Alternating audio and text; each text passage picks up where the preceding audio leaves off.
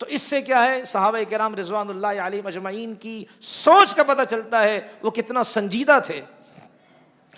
اب تیسرا آج کی جنگ کے اعتبار سے عین التمر، معرکہ عین التمر، خالد بن ولید رضی اللہ تعالی عنہ اب یہاں سے کیا ہے معرکہ عین التمر کی طرف روانہ ہوئے، اور عین التمر ایک علاقے کا نام ہے، ان کو بھی پتہ چلا تو انہوں نے کیا کیا، اس میں ایک آدمی تھا مہران ایک آدمی تھا، تو اس نے کیا ہے باقاعدہ کیا ہے اپنے وہ تیار کیا اپنے آپ کو، اور اسی مہران سے ملاقات کی عقہ بن ابی عقہ، بعض کتابوں میں عقبہ ہے لیکن زیادہ کتابوں میں جو لکھا ہے عقہ بن ابی عقہ، یہ ملا، اس مہران سے ملا، اور وہ مہران سے ملا، مہران وہ فارسی النسل ایرانی، اور یہ عقہ بن ابی عقہ یہ عربی ہے، عرب عیسائی ہے، یہ آیا، اس نے کہا بھائی دیکھیں جنگوں میں عرب والوں کو عربی ہی جانتا ہے، جیسے کہ آج کل کے اگر کوئی زبان میں کہے لوہے کو لوہا ہی کاٹتا ہے، ہم عربی ہیں، ہمیں ان کے داؤ پیچ معلوم ہے،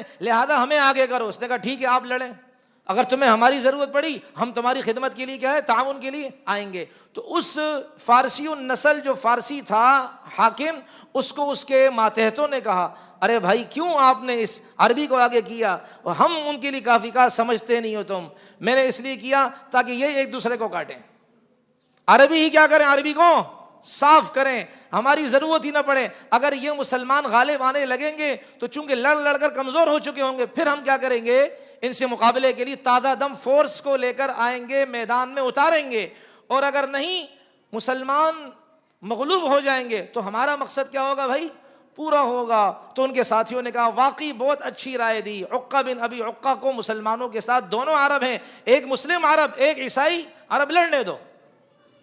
اب یہ راستے میں آیا خالد ابن ولید کے، خالد ابن ولید نے اس کو پکڑا، اس کے لشکر بھی کسی طرح پکڑ لیا، زنجیروں سے باندھ لیا۔ جب لیڈر ہاتھ میں آتا ہے تو قوم خود بخود کیا ہے ہاتھ میں آتی، تفصیل بتانے کی ضرورت نہیں ہے۔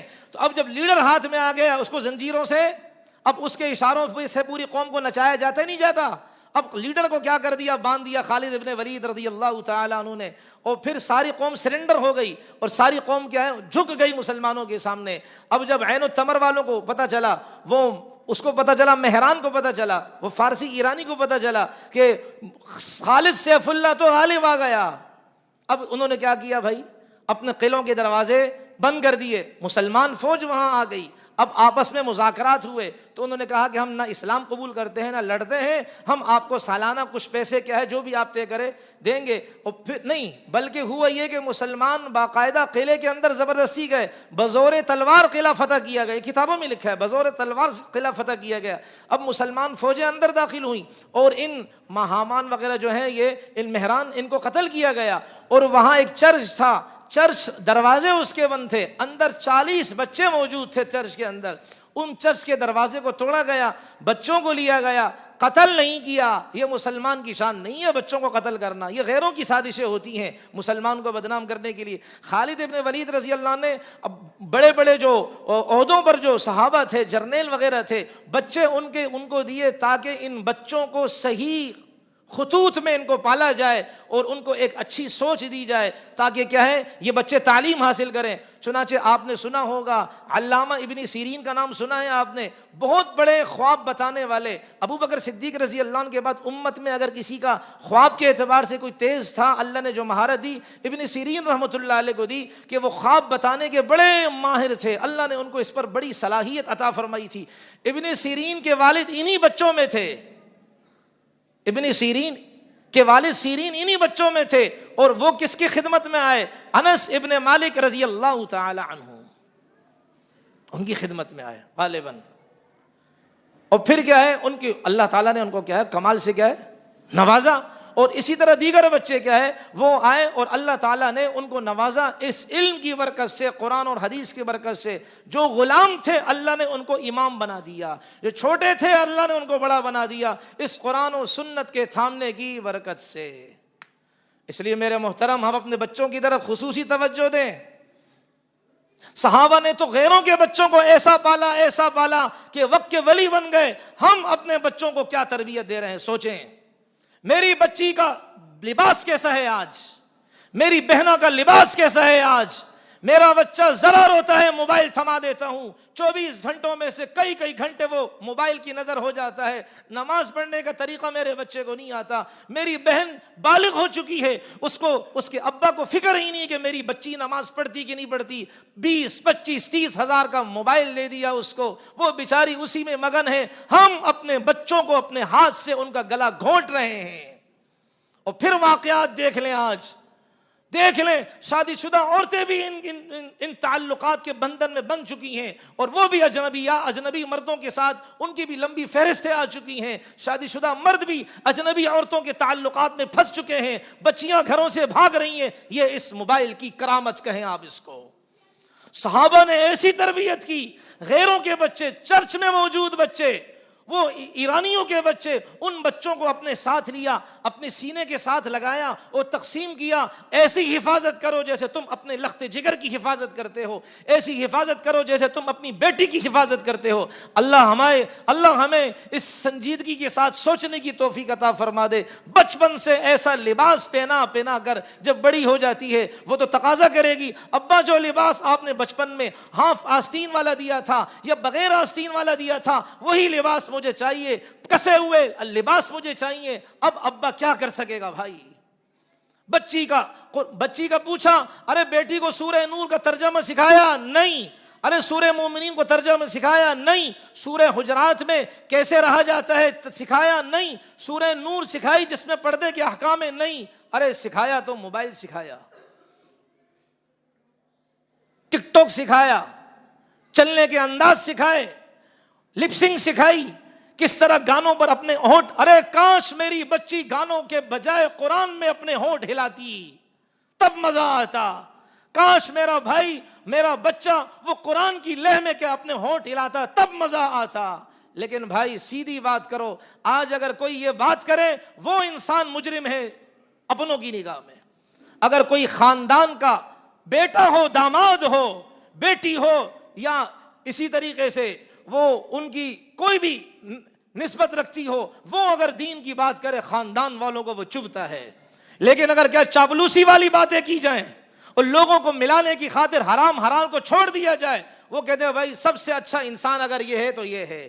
اس لیے جو حق بات کرتا ہے آج اس کے دشمن بہت زیادہ ہوتے ہیں۔ اور کہنے دو بھائی، لوگوں نے اللہ کو گالیاں دیں۔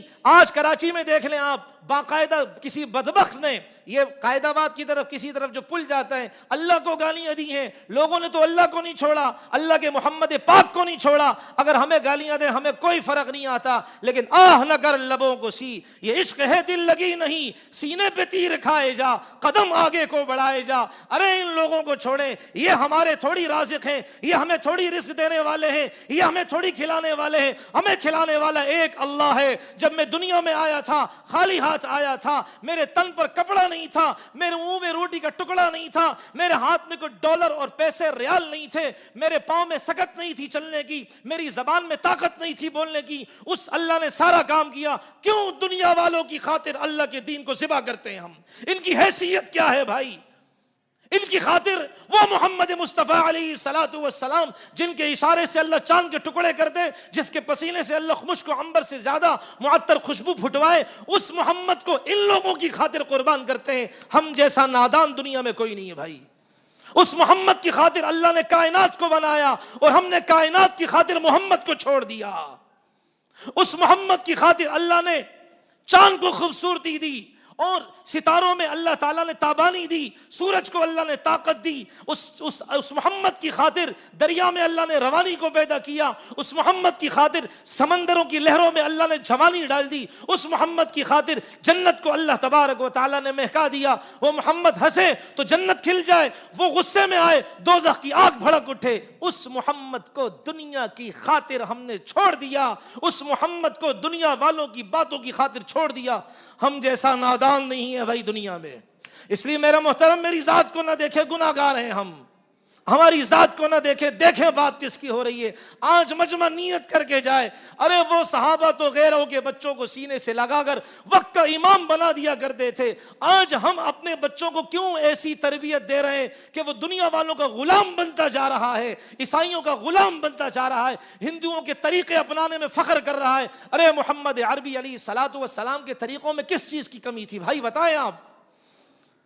رسول اللہ کے صحابہ کی زندگی گزارنے میں کس چیز کی کمی تھی بھائی؟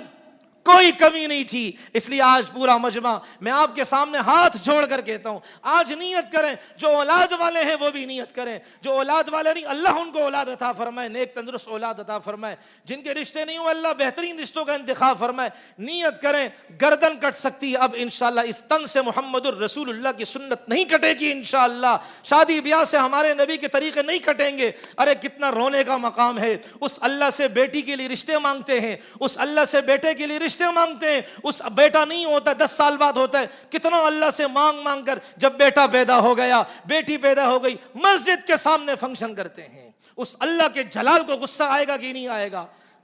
دلوں کو موڑنے والا کون ہے بھائی؟ اللہ. ایسا نہ ہو کہ آگے ہماری بچی پریشانی کی زندگی گزارے ہمارے اپنے غلط عمل کی برکت کی وجہ سے. اللہ ہمیں ہمارے بچوں کو سدا خوش رکھے، اللہ ہمارے بچوں پر کوئی تکلیف نہ آنے دے. لیکن محترم، جو بیج انسان ڈالتا ہے، بیج کے بعد پھل پکتا ہے، درخت اگتا ہے، اس پر پھل آتے، ٹائمنگ ہوتی ہے، ٹائم لگتا ہے. اس لیے میرے محترم آج نیت کریں کہ انشاءاللہ دنیا ناراض ہوں، کروڑ دفعہ پاؤں کی جوتوں کی نوک پر رکھیں گے، لیکن نہ اللہ کو ناراض کریں گے، نہ اللہ کے نبی علیہ السلام کو ناراض کریں گے. اللہ خوش رکھے. کریں گے بھائی انشاءاللہ.